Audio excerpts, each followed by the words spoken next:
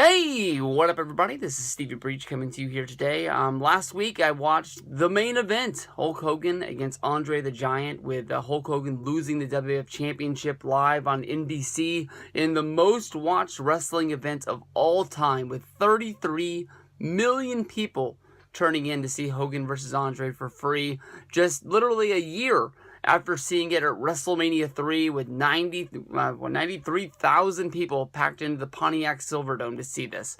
Because of the success of WrestleMania III, WWF decided to try and recapitalize and find another way to get Hulk Hogan and Andre the Giant into the ring. They birthed up Survivor Series in 1987, a review that I've already done on the Stevie Breach channel as well. A very fun card highlighted by Team Hulk Hogan going up against Team Andre the Giant. Of course, in this match, we would get to see Andre versus Hulk, but of course, Hulk would take a countout, and this match was also sort of a way to try and get Bam Bam Bigelow over, because when Hulk Hogan was eliminated from his team after being counted out, it left Bam Bam Bigelow to go one man against the three giants of the WWF at that time, the one-man gang, King Kong Bundy, and Andre the Giant. And although Bam Bam Bigelow was able to get 2 pinfalls, pinning King Kong Bundy and the one-man gang, he did not have enough to overtake Andre the Giant. From there, at the Royal Rumble, Hulk Hogan and Andre the Giant would sign a contract to fight at the main event, where due to the misfortune of Hulk Hogan and the fast count of one Earl Hebner, who continued to count after Hulk Hogan had kicked out of the pin, Andre the Giant would be awarded the WWF Championship, who then he gave it to Ted DiBiase, where Jack Tunney stepped in and basically said, you can't just give the championship away. If you don't want it, Andre, we're going to put it up for grabs in a 14-man tournament. And right out of the gates, you say 14-man tournament, that doesn't add up. Because of the fact that Hulk Hogan and Andre the Giant were involved in the main event fiasco, basically they were both given first-round buys to where they would meet up in the quarterfinals in the rematch of WrestleMania III. And even though they were going to be crowning a new champion that night, Hogan versus Andre in the quarterfinals was sort of booked as the main event. There's a lot of things that went into this time right now with Hulk Hogan and Vince McMahon decided to tip their toe into the movie business, going out to film No Holds Barred with Zeus. And basically, Hogan would be sort of leaving the company, wouldn't be taking on a larger role.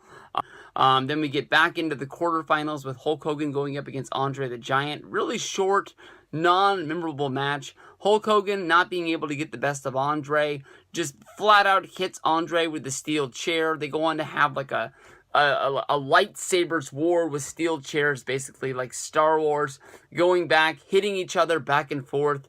And basically the referee just steps in and says, we're going to throw the whole damn thing out.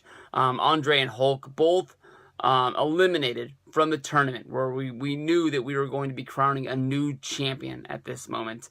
From there, and then in the main event, it's Randy Savage going up against Ted DiBiase.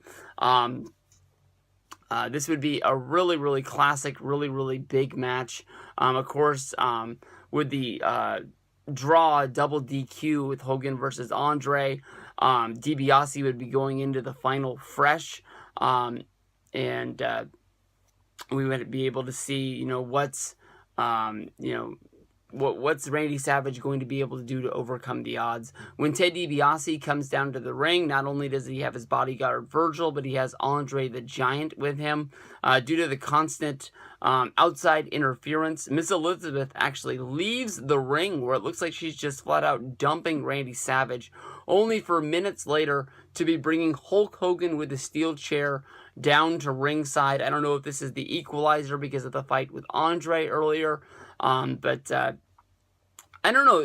When you think about WrestleMania VI, Hogan versus the Warrior, or even when you think about like WrestleMania 29, Rock versus John Cena, even though Hulk Hogan wasn't involved in winning the championship this night, a lot of everything that happened at the end of this WrestleMania IV was about Hulk Hogan. He was a big part of the finish with Randy Savage going up to the top, hitting that big elbow drop off the top. He got his big moment of being the champion. From there, Hogan would go off to try and make those movies that we talked about that weren't that really big success for him. Then WWF would go into trying to capitalize off of Randy Savage being the champion, bringing Hogan back for the pay-per-views, of course, with the Mega Powers, who would go on to collide at WrestleMania 5. But before that, having big matches at SummerSlam, going up against DiBiase and Andre the Giant, the Mega Bucks. And this was a fun time to be a wrestling fan. WrestleMania IV definitely is one of those classics that you look back on. But honestly, as a wrestling fan, it's just too damn long. I just remember being scared to rent this tape at Blockbuster when I was a kid because of the fact I thought they were going to charge me to rent 2 VHS tapes, and I didn't think my dad was going to let me. But I think if you went to rent it, I think they ended up giving it to you for the single price, but I don't really remember. But I'll see you guys down the road.